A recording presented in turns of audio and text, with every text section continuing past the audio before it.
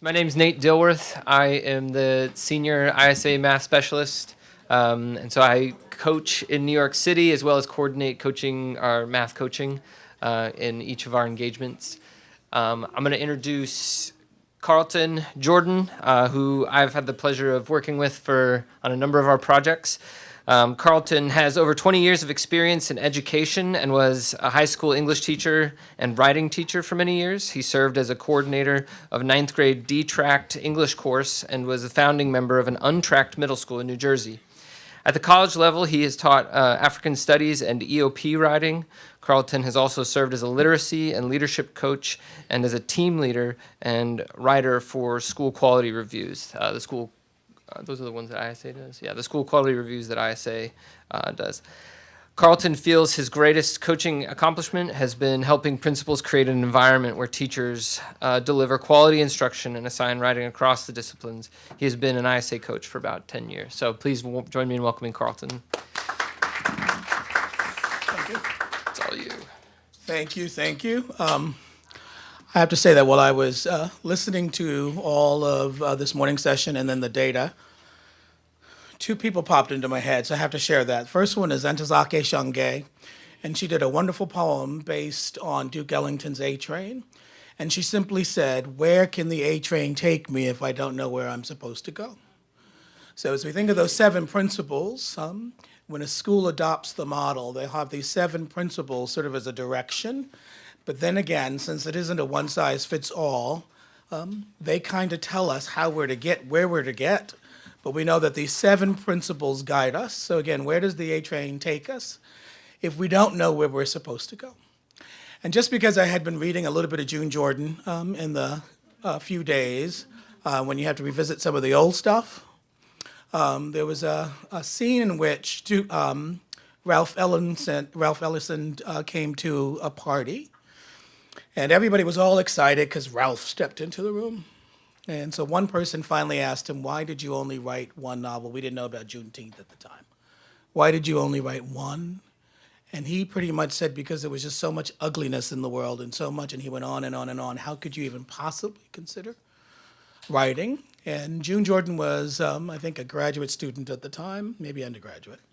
And she said she was sort of paralyzed. She had no response, no retort, and she was amazed that no one else had anything else to say to Ralph because he was such a towering figure.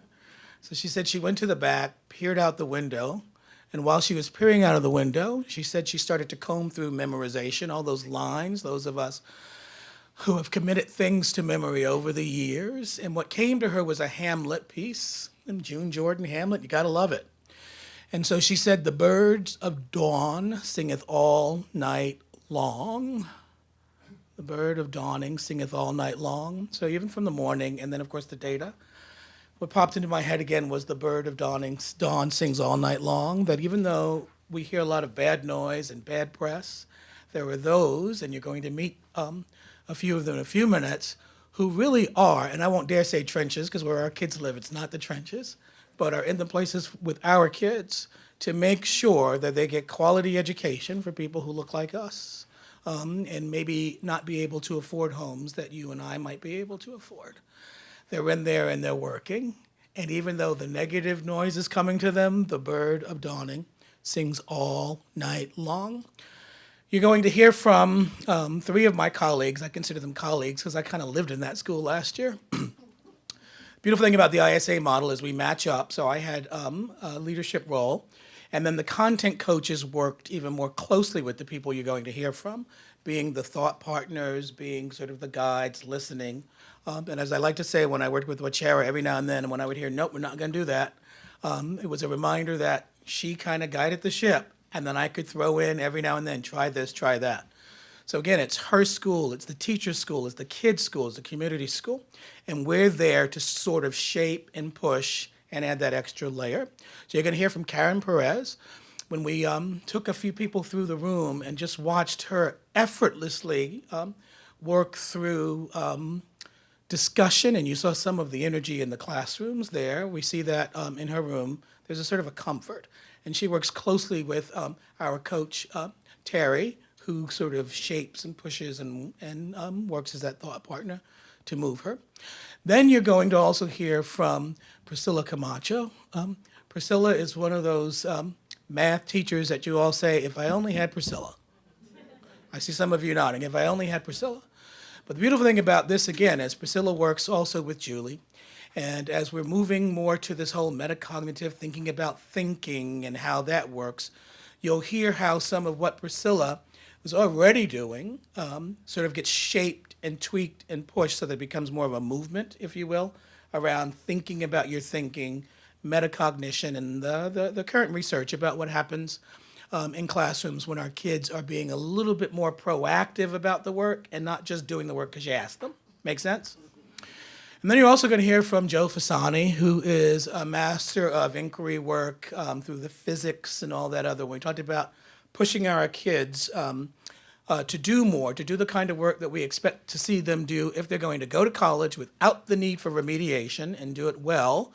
You'll get a sense of what he does, but because we also talked a little bit, and as was shared earlier, that idea of how we work in advisory, we want to make sure that you get a sense of kid talk, which is just sort of at a heart and soul of advisory for ISA. He'll share a little bit about that. And then I will jump back in and say a little about the writing piece that was sort of created, I would say in concert, lots of interviews with the teachers, and Wachara and I put together a piece that has sort of shaped where we are for this coming school year. Make sense? All right, so who's up first? Karen will go first. Camacho will go first, mathematics. You're in good hands.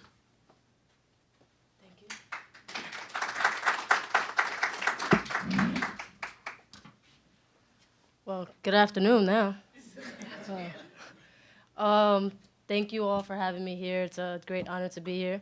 I am actually the founding mathematics teacher at Innovation, so I have been there from the start. And I know Dr. Brown was asked before what was the big turnaround, and she was correct, structure. The year that she came in, I believe there was actually 4 principals that year. We started with Frank Iannucci, and then we had Dr. Souffle, then we had Dr. Patelli, and then we had Washera, which thank you for staying.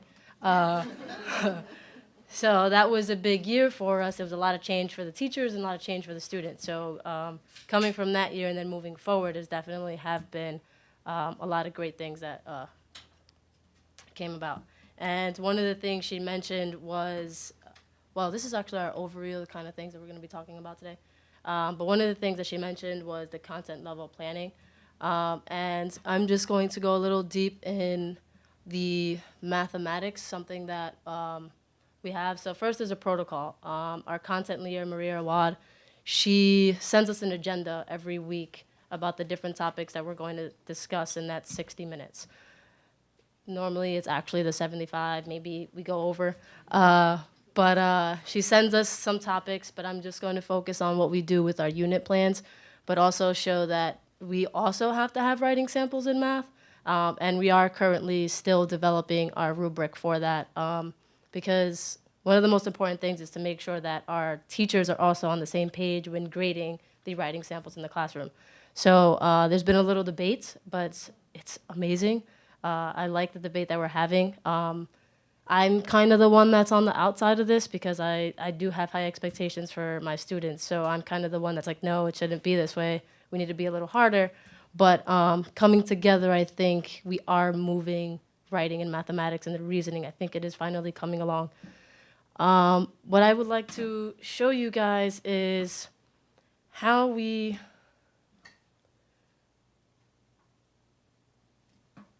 Yeah, it worked.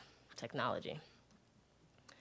One of the things that we do is the math department will take, in this particular time, we'll review each other's lesson plans.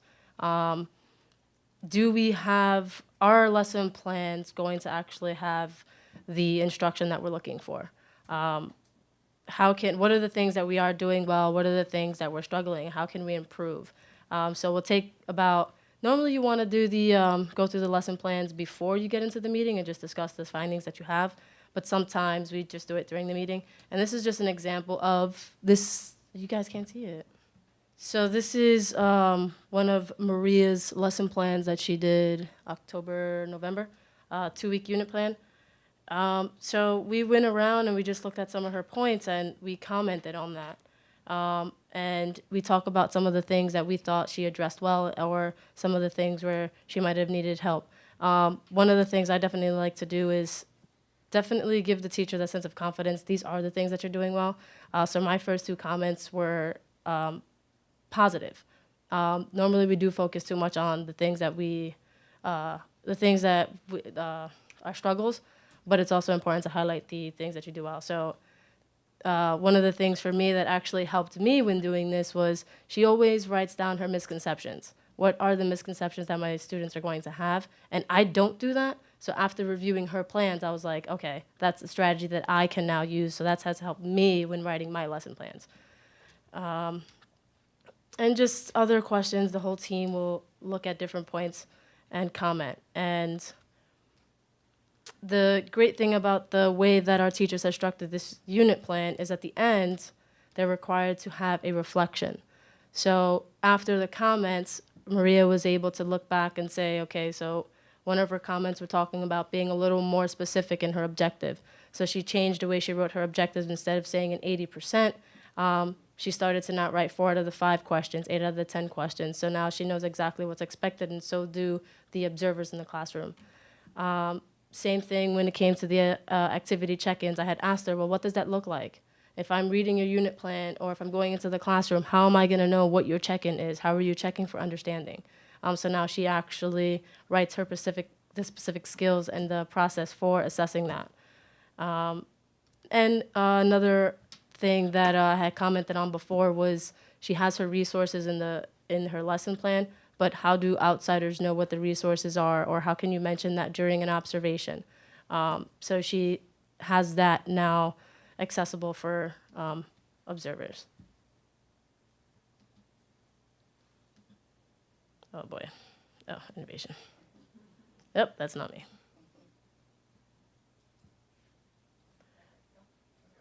Yeah.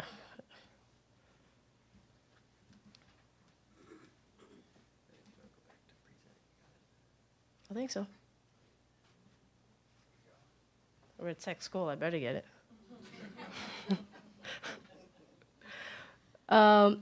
So yeah, questioning during these content level meetings are very important. Sometimes we do look at what are our students doing, but we really have to focus on what are the teachers doing also. Are the tasks that we creating valuable tasks? Are they going to get us where we want the kids to be? So we do focus on looking at the stuff that we're creating and how we're providing our feedback and how we're actually grading the assessments. So the content level planning is very critical. And a last thing that I do want to point out when it comes to these content level planning and then moving from content to grade level is having that common language across. So the students they know what to expect in a math classroom, but also what are those same expectations in other content areas. So keeping the language same with amongst the teachers and then the students has also come a long way. Just talk about that. And another part of our meetings will be our kid talk, but Mr. Fasani will.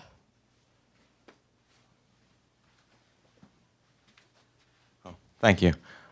So with Kid Talk, this takes place during our grade level meetings once a week, and we try to include 1 to 2 students, no more than that, because we really want to take the time to, focus on those 1 or 2 students. We do this through a shared document. This way we could be prepared when we come in. You'll see in the next couple of slides the actual some of the what we put into the actual document. Sorry. We look at the student strengths and we use those to maximize the areas that they need to focus on. It allows teachers to see what works in other classrooms if it's not working with you. So you have to go in with a clear mind and kind of be humble, where if something isn't working for me, it might be working in another classroom, and I have to be able to accept that. So we do have to be open to feedback, and we will revisit it during the school year. So let me take you through one of the forms. So at the top of the form, we start by listing the strengths and weakness of the student. You'll notice that there are more strengths than weaknesses. We really stress for every, well, at least one of the guidelines we set up in our grade level meeting is for every behavior we need to change, we want to find 2 behaviors that the student does well, or 2 things the student does well. So in this case, the student was very nice and kind. He follows directions. He works well with groups, and he was respectful. Some of the things we need to work on with him was his tardiness and his low functioning. So we're going to take the strengths to address those weaknesses, and we're looking at the whole student, not just the academics.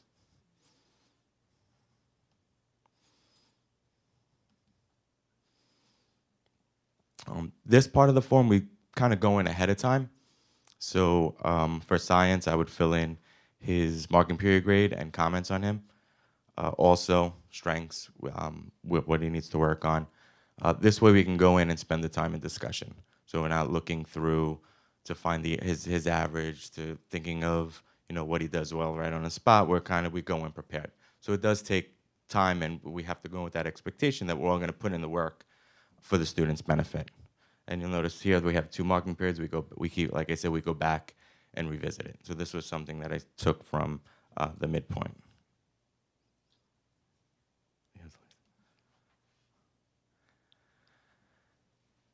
Once we look at the strengths and weaknesses and look at where the academic standing is and get some other information, whether it be from guidance or a call home from the parent, we use that to come up with a plan for the student.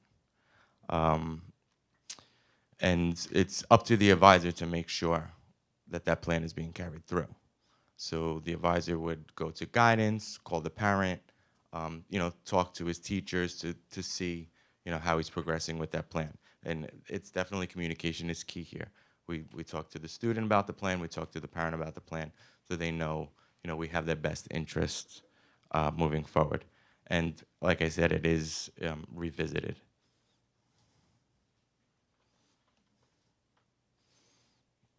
And then finally, we go back and we make sure that we're updating the plan throughout the year.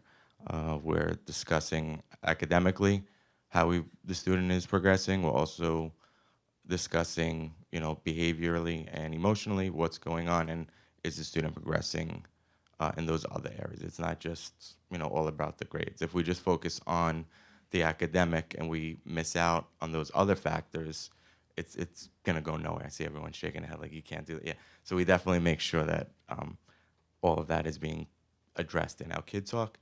And just an example from last year, we had one student and we brought him to Kid Talk, and very bright student, but he wasn't showing success in my physics class. So through Kid Talk, I found out that he liked his personal space. If you were going to help him or if he was in a group, he didn't like if someone touched his notebook or his pen. So when he had that personal space, while still engaged with the group and while still engaged with the teachers in the room, he was much more successful. And through Kid Talk, we were able to see that, and it got I recall one time in class he was called to speak in front of everyone, and but early in the year he had a really tough time and really did not want to engage with the class. And he got up and he said, "You know what? Let's go." And he was all excited and he got up, and I looked at the co-teaching room, and we both had this kind of huge smile on our face that, all right, this is what we're doing this for. So that is Kid Talk. I think Priscilla is passing out some stuff right now. Is it next? Yeah, tug of war. So we have an inquiry activity for you. We're going to move on to inquiry and grouping and what goes on in the classroom.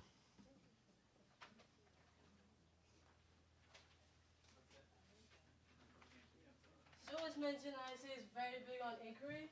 So we want to just make sure that you guys are engaged a little bit in the inquiry process. This is an activity taken from the ISA curriculum in Algebra 1. I haven't done it in a while because I'm currently teaching geometry and pre-calculus, but it's okay.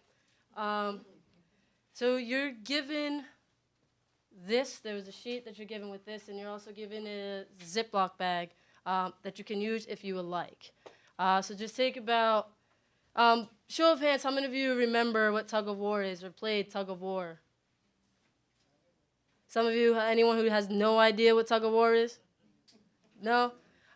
Is there anyone in the room who would like to share what tug of war is, can briefly describe what it is? I know you guys aren't shy, come on. All right, all right. It's an event where, you like?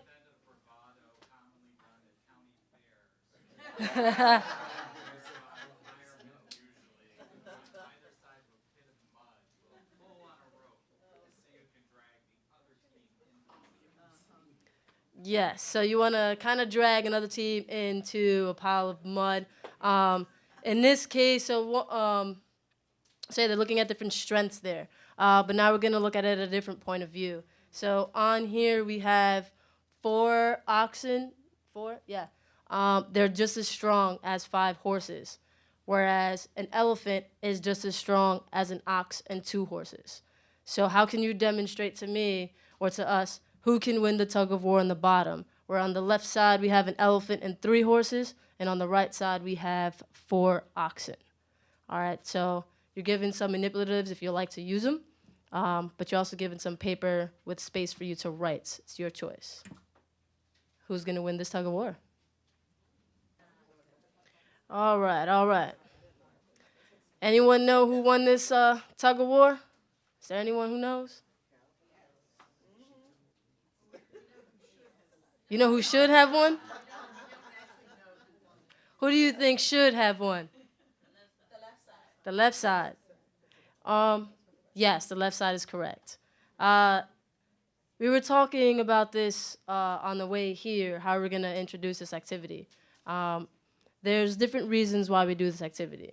It's an introductory lesson. It's a lesson that could be revisited throughout the year. But also, it tells us a lot about the types of students and learners that we have in the classroom. Walking around, we noticed that a lot of you went straight to folding the papers and substituting the images directly onto the ones that were provided.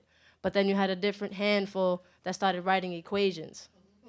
They went numerically. And then you had a couple who was like, I'm just literacy, so this elephant's gonna be lazy.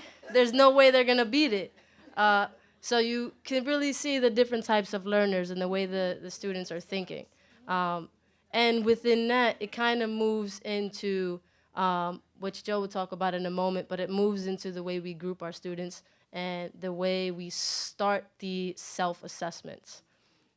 So in this particular case, I will definitely ask students, like, how many of you felt comfortable during this activity?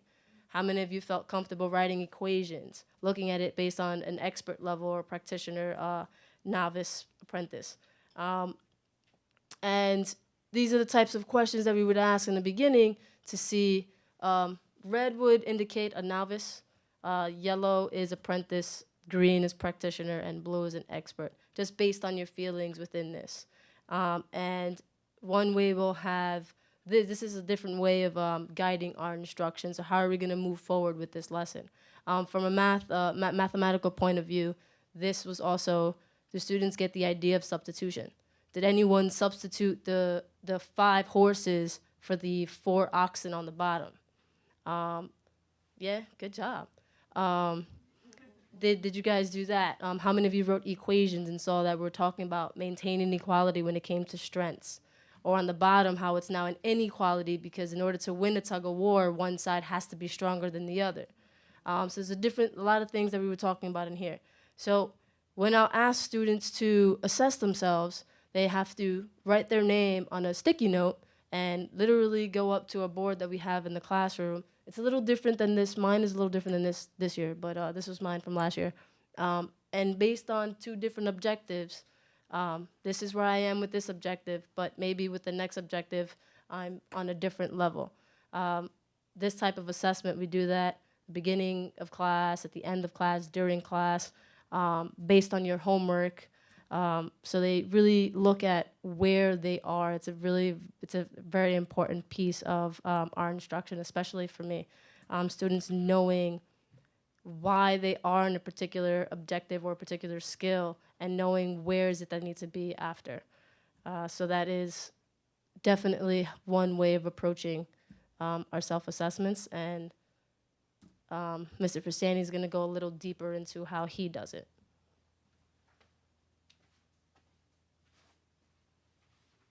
Thanks. So I'm going to take you through a physics lesson, and we have kind of a different inquiry to start. With this particular lesson, students would have different balls, so they have a golf ball, a rubber ball, and a tennis ball, and through inquiry, they would start the investigation on gravitational potential energy to kinetic energy without getting too much into the, the jargon. The rubric, the self-assessment rubric, would be provided to the students, and in this case, it would be tailored with the vocabulary and with the concepts that the students would need to know. So it's not just, I'm at a novice level because I don't understand, it's I don't understand the terms that are provided yet. So they would work through that, they would rate themselves, and based on their rating is how we would group them. So they would know if I'm a novice, there's activities for a novice. If I'm a apprentice, there's activities for those students as well. And the objective would be provided there. And additional, what's not on here, underneath here, after they go through the lesson, each activity, there's a reflection piece, which we'll talk about a little later also. So they're constantly using the terms, reflecting, and coming up with higher order questions as they work. Okay. So with flexible grouping, it's very fluid. Not all students work at the same pace. We might not start at the same level, but our goal is to get to the same space, to get us to that practitioner or expert level. Students assess themselves after the opening activity, and as you saw, it's novice, apprentice, practitioner, and expert. They are grouped according to their rating. And this year I also tried something new on my data walls folders with each level labeled, and they have a card. If they're not comfortable with the name on it, they draw a symbol or something that represents them, and they constantly move the card as they work to what level they're in. Again, after each activity, they are reassessing themselves because we want them to move up, and they have to show evidence of that they're able to move up. So if we went back to the rubric, they could follow along. The first two levels, they're really kind of they're getting the terms, but they're not able to apply them yet. So they have to show that they understand what those terms are, and as they get to the practitioner and expert, now how do we apply the concepts and terms that go along. And then exit tickets are available to the students when they're at that practitioner level. And if there's more than one activity at the practitioner level, if they're not comfortable and think they're ready for the exit ticket, they may go to another activity to make sure that they're ready to take it. And if they take it and they're not successful, they could always go back, reassess, and kind of look at what where the mistakes were and be able to move on from there. So these are just kind of the directions that went. Everything, all the activities I would post on Google Classroom, and there would be more detailed, attachments or videos or links for them. So with the first station, I call them, would be that novice apprentice level. And you notice I put 2. It's not just novice, it's novice and apprentice. I was at a workshop, and the presenter said that students should feel safe in your classroom, but they shouldn't feel comfortable. They should be a little uncomfortable, and that's where the real learning happens. So you want them to be working towards that next level by, they're not just doing something that they're comfortable in because there's no growth there. So that's really what the first 2 activities would address.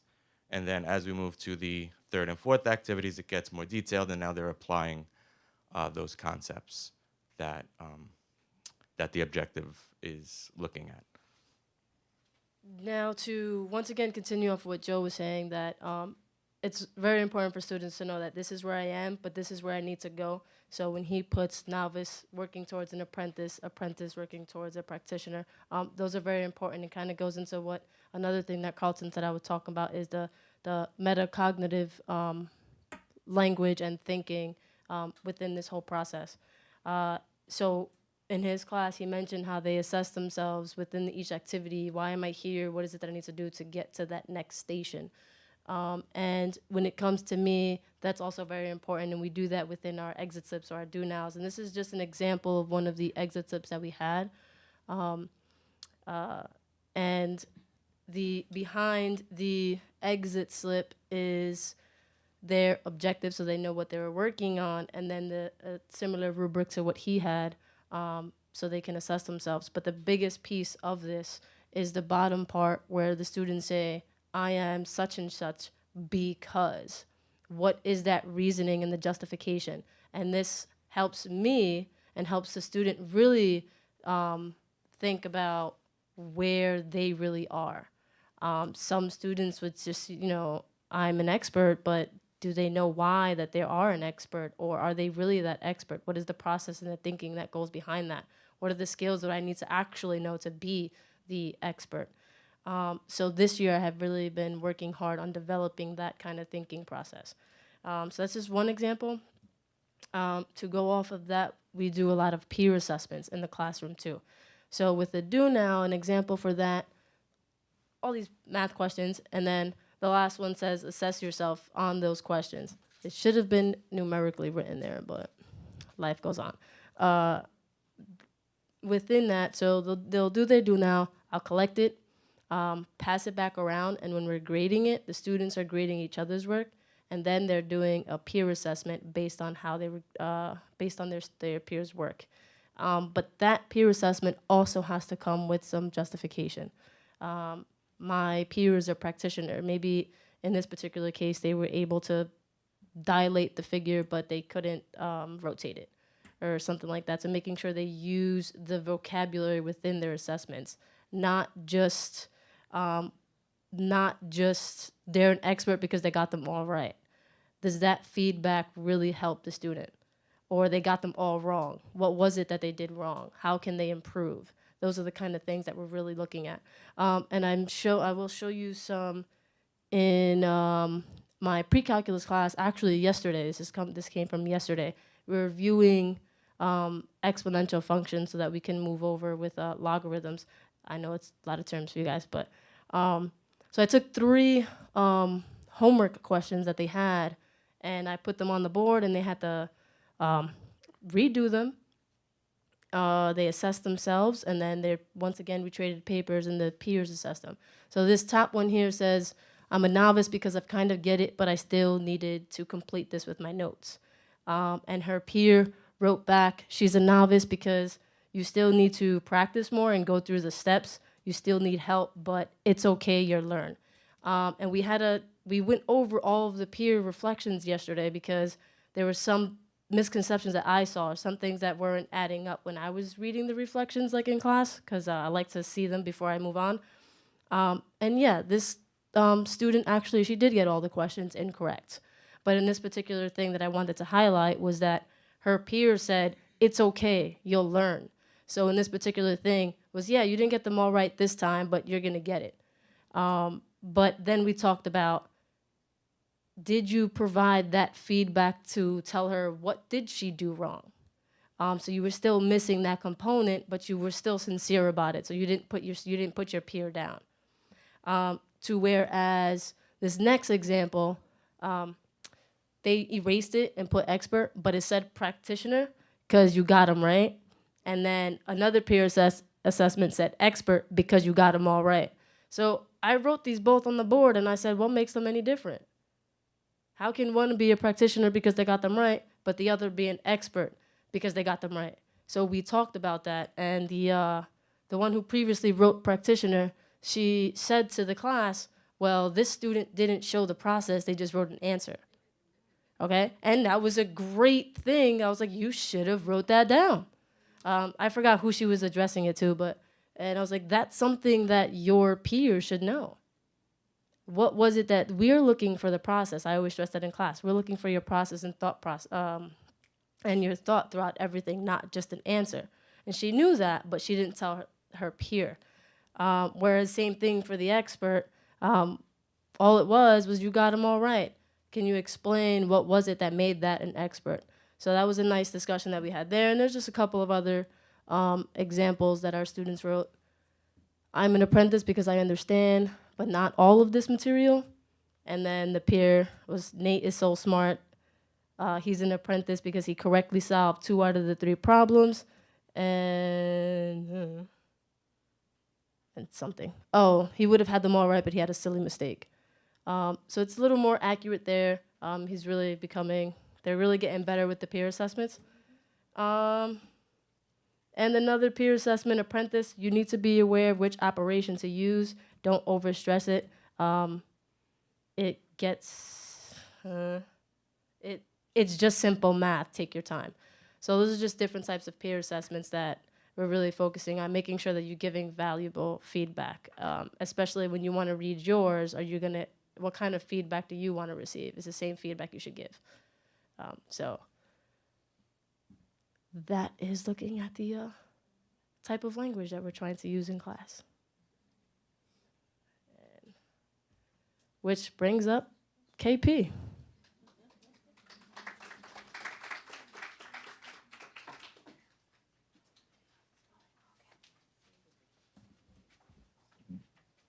Hello. Hi. All right, so I feel like I have really big shoes to fill after my colleagues, but I was asked to present about my discussion-based techniques in the classroom. So I predominantly teach finance. I have an AP economics class, and I also have a world history class. So this is what I do. It could be used in any classroom, but I primarily use it in my finance classes. So real quick before I go into the whole thing with the essential question is I really wanted to make sure that I let you all know that I center my class around discussion. For me, it is very, very, very important. And the reasons why is because I never appreciated the differences of opinion until I had gotten to college. I was always kind of like in my own isolated bubble of everybody thinks like me. And then I go to college and I find out not everybody thinks like me. And needless to say, it was absolutely a culture shock.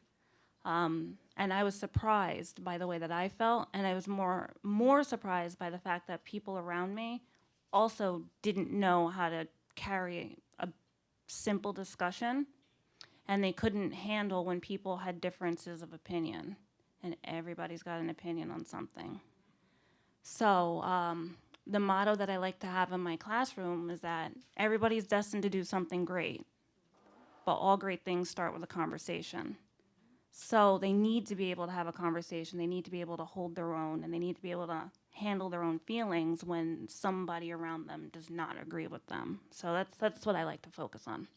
So to start, what makes an essential question essential? These are just some quotes that I found. I really like for my essential questions to be a little tiny bit controversial in nature. And the reason for that is there's no right answer.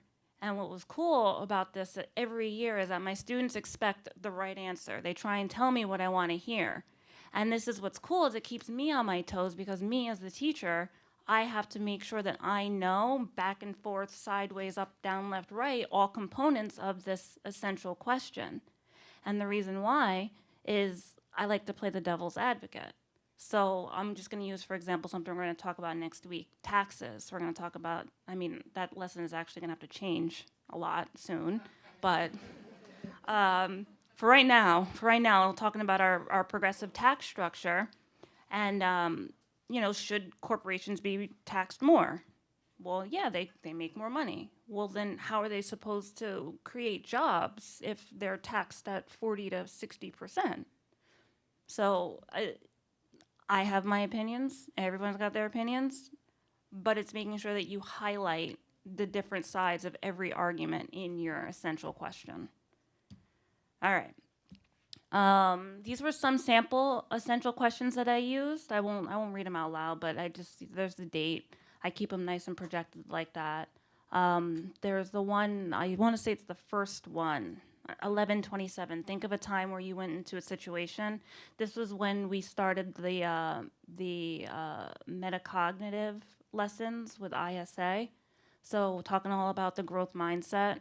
I talked about I always open it up with time that I thought I felt some type of way, and I was wrong, because it's really neat, because the students think, oh, well, you're this teacher and you know everything. Well, I'd like to think I know, but sometimes I don't think I have any idea at all. And showing my own vulnerability really does help with the comfort level in the class, because we can't have any of this if the kids aren't comfortable with themselves or comfortable with me.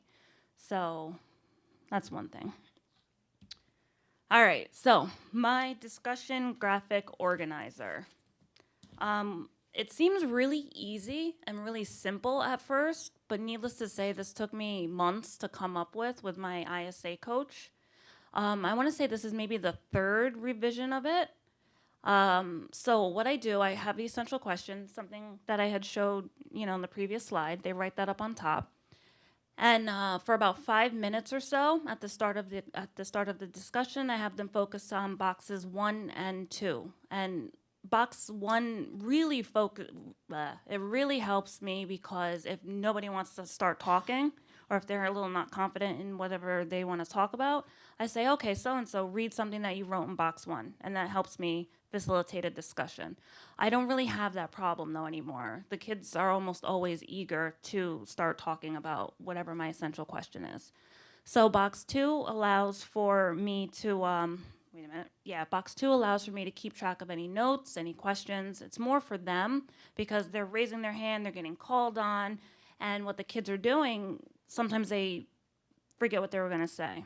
So this is a good spot for me to allow them to say, okay, listen, write down what you want to write down, so that when it comes time for you to be called on, you know what you want to say.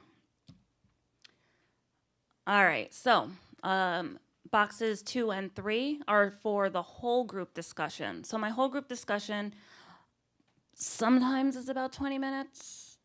That's really cutting it short, but more times than not, it lasts for a big chunk, maybe 45 to maybe 50 minutes of our class discussion, because I never want to temper a good discussion in the middle of it. Short of maybe having the students just reflect for a minute on what they've said so far. But nonetheless, there's always something that people agree with and things that people don't agree with, and this is what I like for box 3. What do you agree, what do you disagree with? And this is also a spot where I have to encourage my students, hey, listen, if you hear something that you don't like, write it down and tell me why. And then when it's your turn to be called upon, you can say, hey, listen, I didn't agree with so-and-so because of these reasons right here. All right, so here are some samples. This is what a good one would look like. All parts are filled out.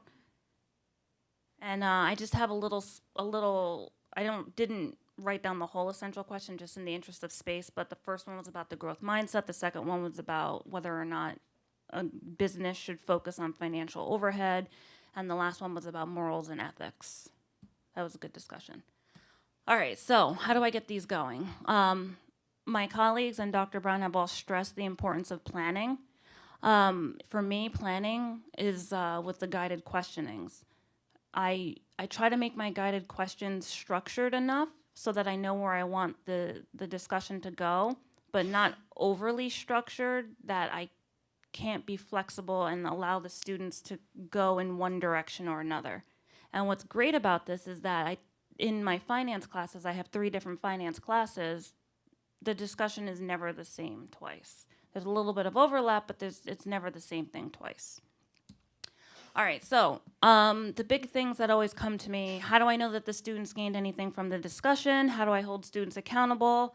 What happens if a student is shy and doesn't participate? These were the top 3 things that would come up to me after every evaluation whenever somebody had me, watched me give a discussion. Sometimes you know that the discussion went well, but really we're a data-driven industry. How do you prove that something went well? And this is where the reflection comes in. I like to also use the same language with the expert, apprentice, practitioner, and novice. Our school look-fors have a lot to do with higher order questioning and the use of academic language.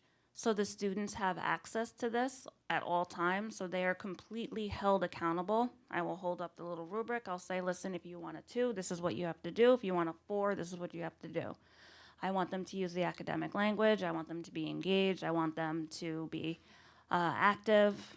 And I want them to be, most importantly, respectful, because this a nice structured discussion doesn't happen overnight. It comes after modeling good behavior to the students, saying just because you yell louder doesn't make you right. And again, Rome wasn't built in a day, so this was also something that took a lot of time. So again, similar language that we wanted to use in all of the content areas. We focused on the academic language. We also focused on the higher order questioning. And all of these are incorporated into all of the rubrics across all of the contents, like Priscilla said, so the kids are familiar and comfortable with seeing the same thing over and over and over. So here's some examples of some reflection questions, which also serve as a great exit ticket. And the essential question for here, can you or should you be able to have a second chance to make a first impression, which made for a wonderful discussion. They were talking about interviews in this one. And in this one, this was the growth mindset. Think of a time where you went into a situation thinking it would be awful and it ended up being awesome. And it was cool. I learned a lot about my students and what they feel and their fears of being rejected and what holds people back. So I have a copy of that rubric and I have a copy of the graphic organizer for anybody who wants one. I will pass them out as soon as I'm done. I think that's it. So you can see why I get spoiled hanging out in Jersey City. There's a lot of reflection going on, and you can see the benefit of having coaches there. Again, sometimes as a thought partner, sometimes as a guide, and then just sometimes too.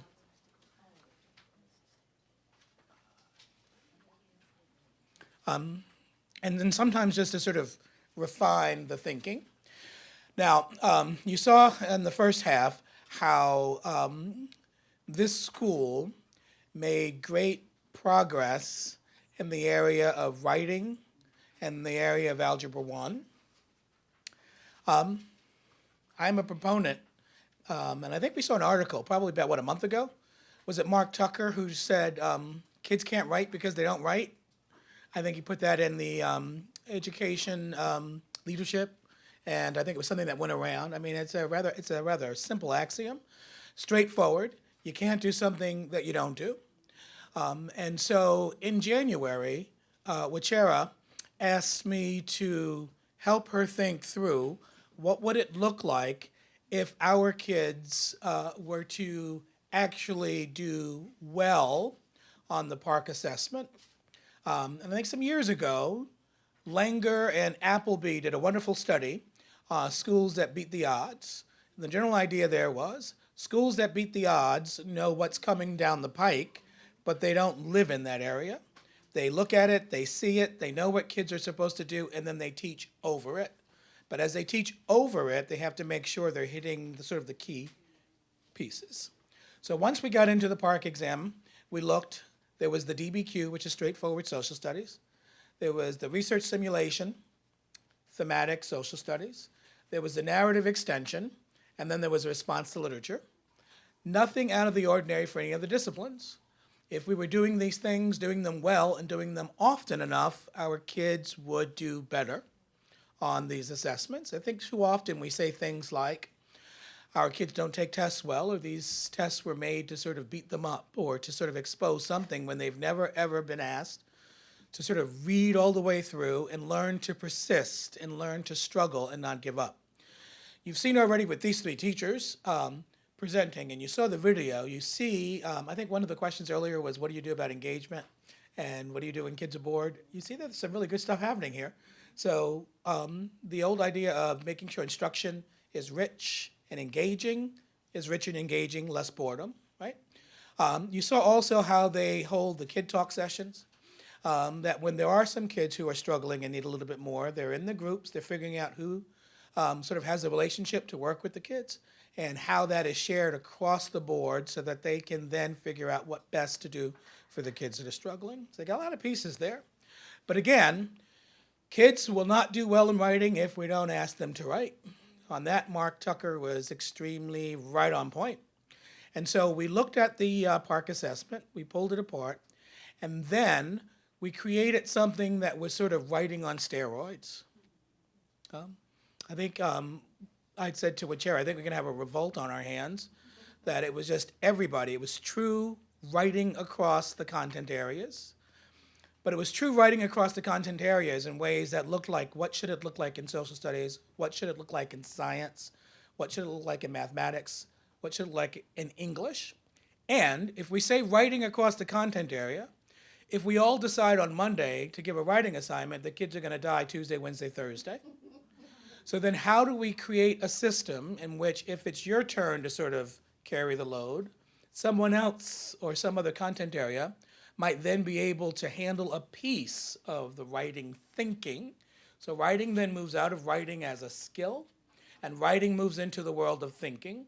The same way you saw all through the 3 presentations, the activities lead to thinking, the discussion leads to thinking. Everything we do can be mined then sort of as pre-writing. So we played around with this whole idea of what would instruction look like if everything we did really was pre-writing, and that kids were constantly dropping deposits of thinking in journals. You saw the organizers, what do you think about this? And then those things were then recycled, so when they were ready to write and push and play with ideas, they weren't necessarily coming from nowhere. Make sense? All right, so what I'm going to pass around now is a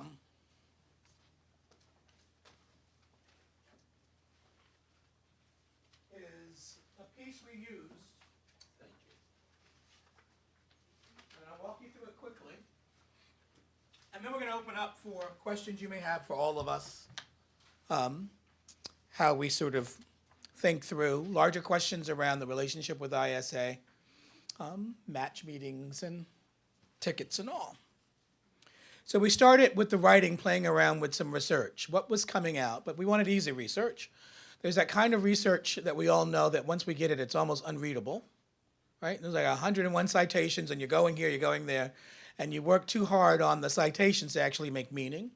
So we pulled articles that were actually occurred in, say, the Atlantic Monthly, and there was a nice piece there for a couple months when they were responding to a school that seemed to be doing well, and a lot of writing researchers were then invited, and that's what you see here, Willingham's piece at the very front. In the end, we looked at, again, you have to write in order to be a good writer. Writing, one thing black and brown kids do very, very well is write about their own lives, as if there's nothing out there other than their own lives. And then they go to college and they realize, I got to write about something else. So the general idea was narratives may have their place, but we've got to make sure that kids are writing from something, that thinking isn't just coming out of you, right? That there are other thinkers out there that can influence any of your thoughts that you might have, or if you are writing about a math problem or a social studies piece or a science piece, something grounds it.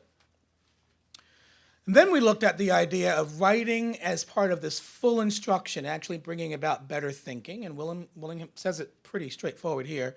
It isn't necessarily conclusive that if you write a lot, you become a better thinker, because sometimes the writing assignments we give aren't worth 2 cents. And kids are busy, right? And teachers are busy correcting and scoring, but they're correcting and scoring things that probably are a waste of time. And kids are actually writing on things that are a waste of time. So again, making sure that whatever we used, and when we did a PD with the teacher leaders, we used the phrase of sustainability. We're in an area now where we want everything to be recycled and green, and we believe instruction should be recycled and it should be green. That if I'm reading something today, I've got to show some really good value that it's going to come back to you. If I'm computing today, then tomorrow I'm going to do something with whatever I was asked to do. Make sense? So that it doesn't go, I'm done with it, but you know it's going to come back, and it's going to come back, and then it sort of changes the way instruction works.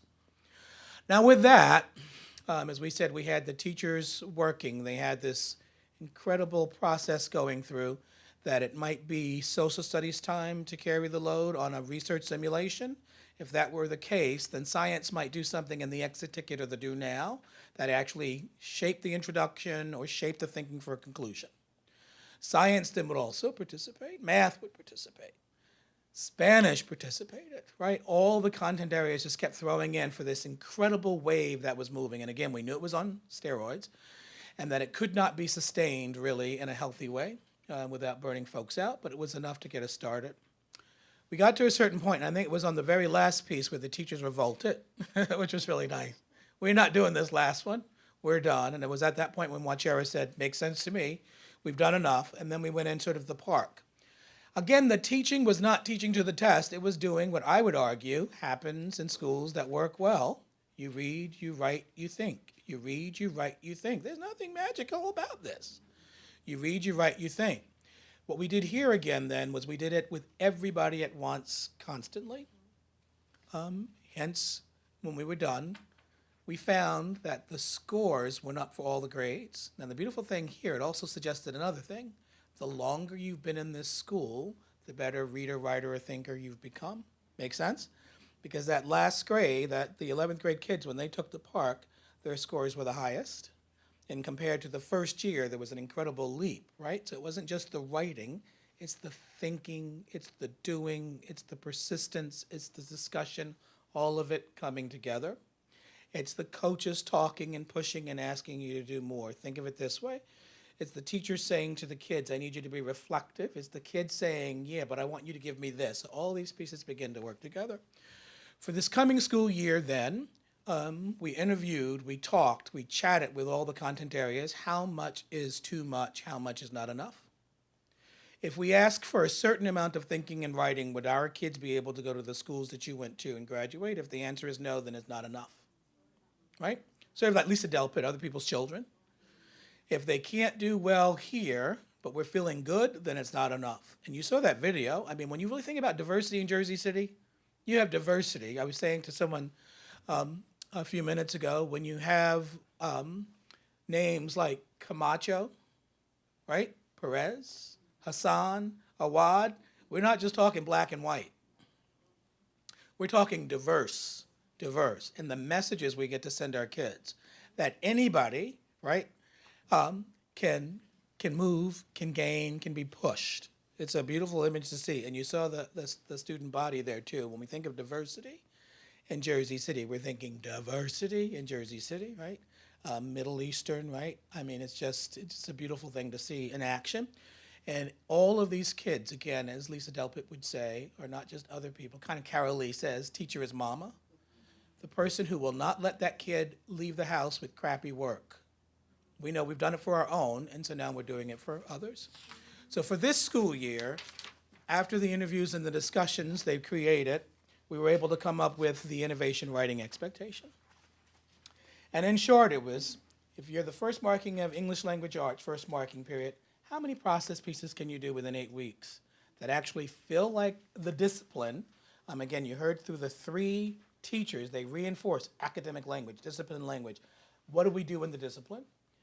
So that first marking period, for instance, ELA would do 2 process pieces, 1 on-demand piece. One of the things we just have gotten away from is on-demand writing, and you know we all had to do it. They probably do it on computers nowadays. I haven't been in college in a while, but for us it was those blue booklets. You remember, you open that blue booklet, and then you go at it.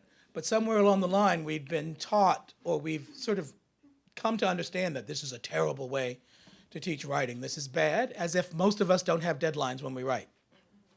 That we know at a certain point you've got to stop and you got to start, and that sometimes when you're writing memos, you don't have 3-4 weeks to process. You've got to get it out, and it's got to be at least sound enough so that you don't embarrass yourself or the company you're with. And so it wasn't just process pieces, it had to be also on demand. And you see social studies, that first marking period, 2 process pieces on demand. It could be thematic, right? It could be a DBQ. It could be narrative. You could take a character and throw him or her in the middle of World War I and start a story. So not just, again, that academic, and I put that in quotations, right? DBQ, a thematic, but also narrative. So we're moving all around and we're opening up. This is what some of us who went to decent schools received in our experience. And so now we're saying this, if it was good for us, it's good for everybody else. Math, they write often and they process and they think. So the idea of doing these very, very long pieces all the time, not so much. But if they wanted to do the very long pieces, yes. So after having the interviews with the mathematicians in the school, it was, we write so much, we want them to think about it. And you saw some of the pieces up on the PowerPoint slide. Science to process on demand. The purple you see on the sheet would be that kind of on demand that looks like a park assessment. And again, not bad. The reading might not be as long because there's some long reading pieces on the park assessment. But a DBQ by any other name is a DBQ. So if science is doing a DBQ, say on, I think one teacher, the research teacher did a piece on cancer in young adults. And so 3 different pieces of research around causes and effects, and then writing a piece would fit right in line with what we would see on the park research simulation. The idea is they'll do this straight up and through the first marking period, second marking period, reading into the third, and then the teacher grade level teams will decide whether we're in good shape, we'll just keep it going as we're going, or whether as the grade level teams decide we need to go sort of intensively on any particular piece. Not bad, huh? I mean, that really then becomes sort of data driving. So it isn't somebody up here saying, you must do this now, you must, if you've been doing and you feel confident that the kids will continue to do well, we keep going. If not, we reflect, we make a change, we do whatever we need to do, but it'll be like a sort of grade level team decision. Okay. We also decided then that we had to see totals, because again, you don't want to kill kids, but you also don't want to kill teachers, right? Because at a certain point, if they've got to score this, and then we've got to give feedback.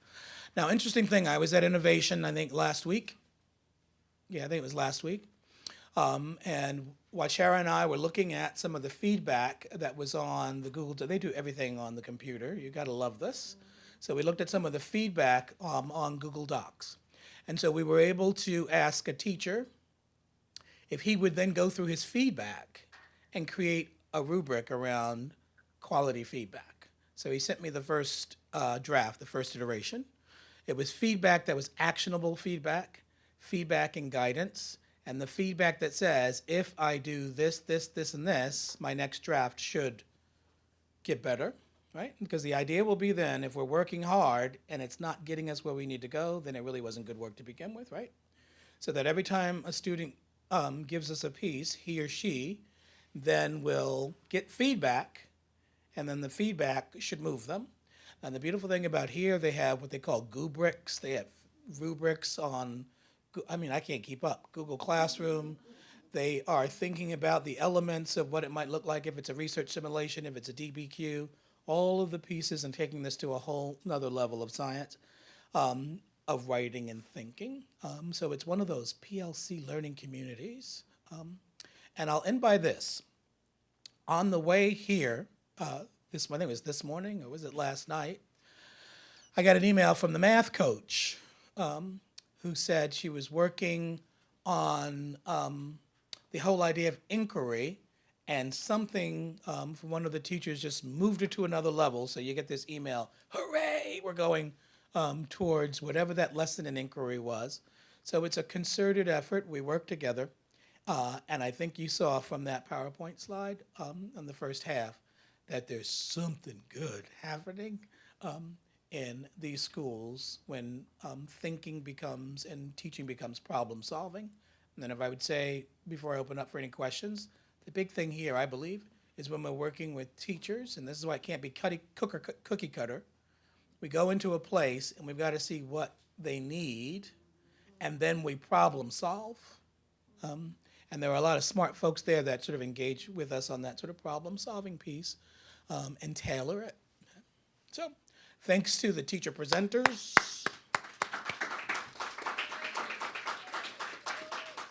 Thanks to the school leaders who presented on the first half. They were fantastic and set us up for this piece. And now I want to open up for any of the teachers there, questions you may have, and I can also, if you have questions. I won't say where, but the job that I have now is so much more difficult in all of the best ways than my job was before. Just an opportunity like this never would have happened in my old school, and I think that I've grown and I've expanded in ways as a professional that I don't think would ever have happened without ISA. Oh, I'm spoiled. I started there, so.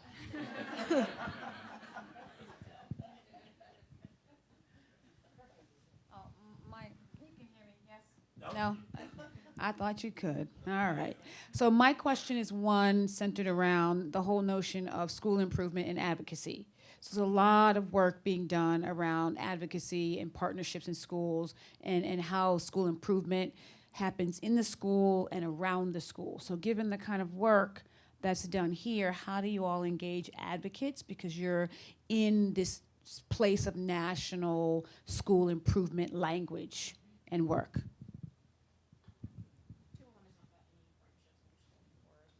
So many of our schools are, some of our schools are community schools, right? So it's not just ISA that is in partnership in that school, but there's a whole realm of other partners, including different tutoring organizations, universities, mental health organizations. Some of our partners also have other researchers who are helping them. When we're in our schools that have more than one partner, ISA is typically the organizing group, right? So that we're making certain that the work is still aligned to the principles that we've been talking about all day. But we know that the educators we've been meeting today are incredible. This work is incredibly hard. And many of the young people who are in ISA schools benefit from that full support system. So I think for ISA, we believe in community schools, and we believe that it's important for our educators to have additional supports and mechanisms to get kids additional help that will keep them on the path to college and career. You heard the example this morning of Cleveland bringing in the Legal Aid Society to help the parents feeling more comfortable coming in and talking about problems that they're having. So I think that's an important theme in many of the ISA schools. There are very few ISA schools that are going it alone, even when ISA is there.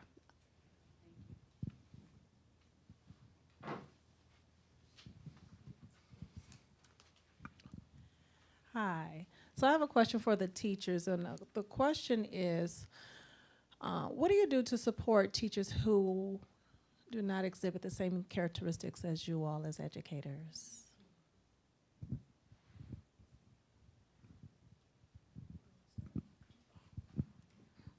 In order to help support other teachers, we do, as a faculty, as a total faculty, we do instructional rounds a lot. And I'm not gonna lie, at first I was floored by the idea of instructional rounds, and here are this parade of teachers coming into my classroom, and how dare they? And I was one of those. I was absolutely one of those. However, in going from the very, very, very first instructional round, it allowed me to reflect on myself and realize I need to do this. I need to do this. In order to be better, I have to do this. And it's just exposure, exposure, exposure. But what's good, especially with teachers who still continue to struggle, is that we do, as a faculty, it's a small faculty, it's a close faculty, and we are all willing to wear as many hats as possible because we're only as strong as our weakest link.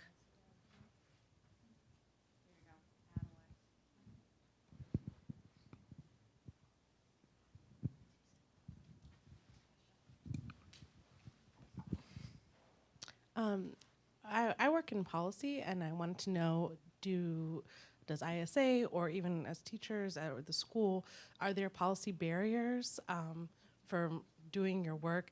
When you're saying we feel like this will help a school turn around, or we want to, create investment schools, what policy barriers have you seen, or what policies have you seen in certain states or districts that have been embraced that you wish more districts or states would embrace?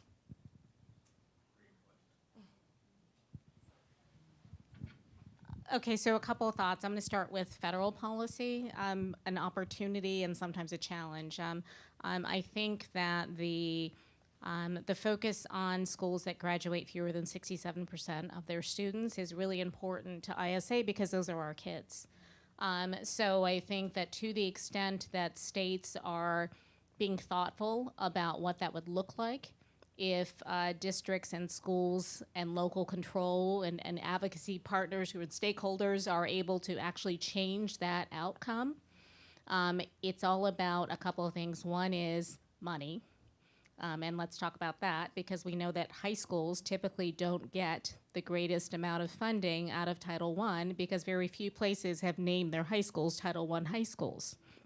So funding is often a barrier to the high schools that serve the largest number of poor children or low-income children. The second policy barrier from a federal perspective could be if you're not in a place that has really thought about how to utilize assessments in ways that we've heard today. ISA does not teach to test, but our performance of our young people, because we're doing what we should be doing and reading and writing and thinking, it leads to a climate in which young people don't feel like here's another assessment that's confirming that I'm not where I need to be. So how do we take these national policies that are critically important, but make sure that when they're implemented, that we're actually providing support and hope in schools that have been long on lists for underperformance, many times because of funding or because of changes in staffing. You heard about that today. You all had 4 principals before Washera showed up. So we have to think about how policies are implemented. The district and state policy pieces that are important are how do we create opportunities for schools that have a partner to do that work. So in Cleveland, she talked about the investment portfolio. That means that Glenville High School is able to do some things with ISA that might be a little bit different than how other schools in the district are operating. Or it may mean in New York City, it used to mean that all of the ISA schools were under the same assistant superintendent or superintendent, so that they could be a network even within the city and do their professional learning together. So when you think about innovation zones, or thinking about policies that allow people who are trying to do something that's different, the space to try things and fail and try things and tweak and try things and get them back on the path to being successful, that's important. And some districts and states don't create a space or a structure to allow high schools like Innovation or Glenville to be able to thoughtfully do this work and not feel the burden of, but we also have to do the district thing, we also have to do that thing, and oh, but we also wanted to do this thing. That doesn't mean taking away testing requirements necessarily, or taking away things that are about accountability, but it means that schools have to have the space to do the work when you're bringing in a trusted partner. And the final thing I'll say on policy, I have a lot of thoughts about policy, is our schools, when you saw the data earlier, a lot of our ISA schools have high populations of students with disabilities, high populations of students who are English language learners.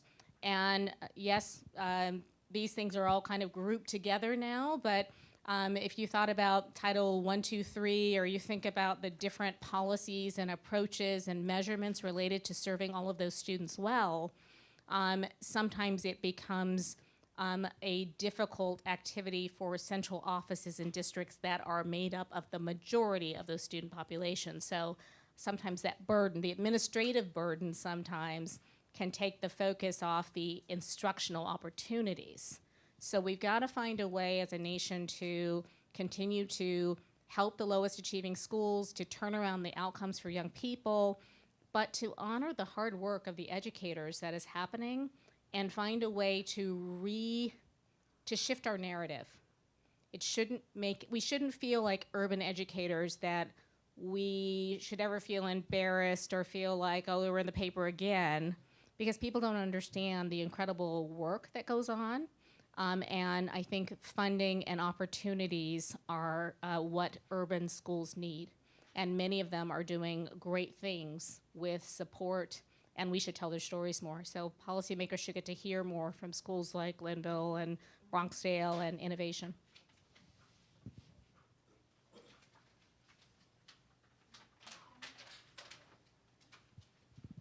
Okay, so, Tom.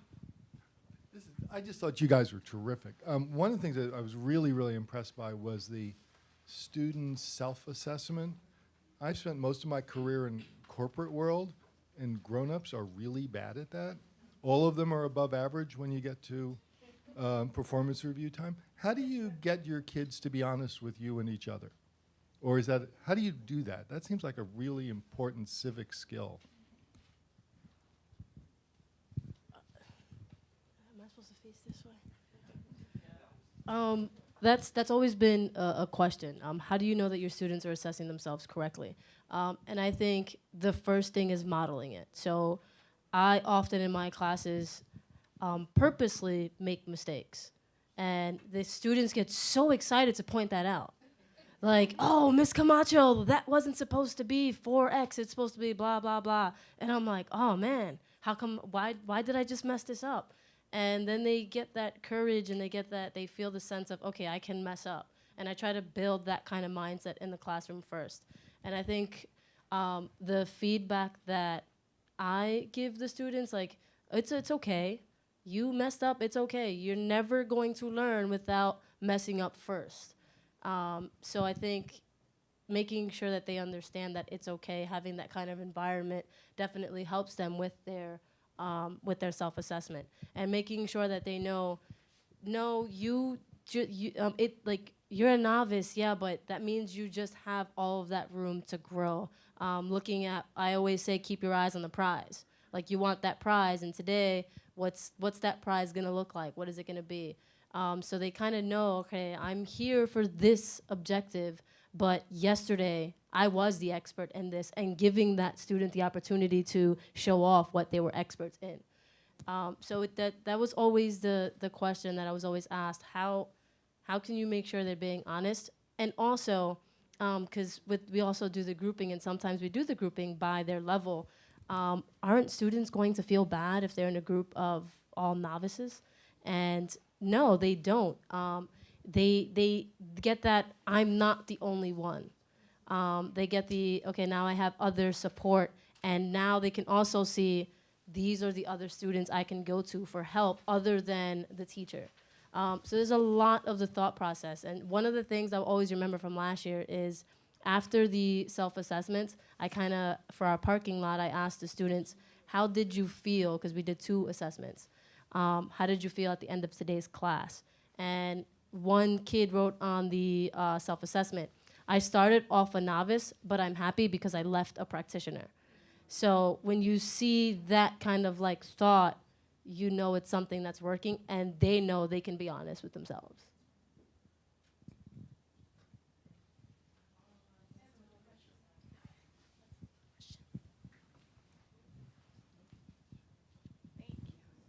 Hi.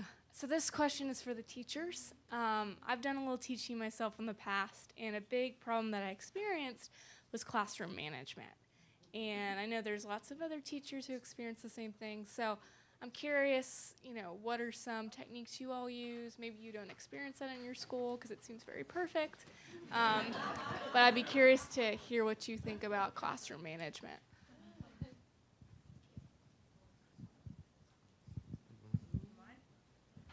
All right, so classroom management. I'll preference this by saying I'm a really obsessive person, very, very obsessive.